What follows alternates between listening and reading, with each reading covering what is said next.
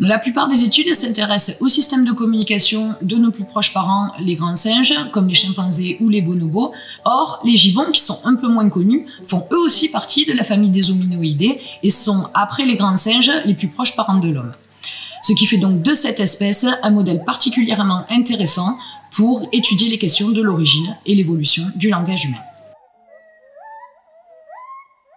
Donc, contrairement à la plupart des espèces de primates qui produisent des vocalisations courtes, les gibbons, eux, ils produisent des chants qui sont très longs et très complexes.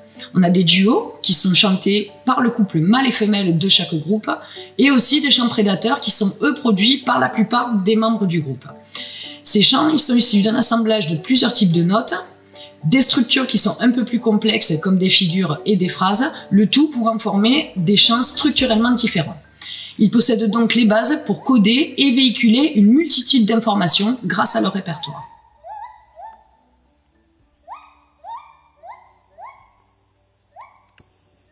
Les gibbons ont la capacité de coder leurs chants de façon plus complexe que ce qu'on pensait. Ils peuvent produire différents chants prédateurs en fonction du type de prédateur rencontré. Ensuite, on a pu mettre en évidence qu'ils sont capables de différencier différents types de chants, les duos ou les chants prédateurs, donc d'en extraire des informations relatives au contexte. Enfin, ils sont capables d'alterner leurs duos avec des groupes voisins sans s'interrompre, sous certaines configurations sociales, spatiales ou génétiques.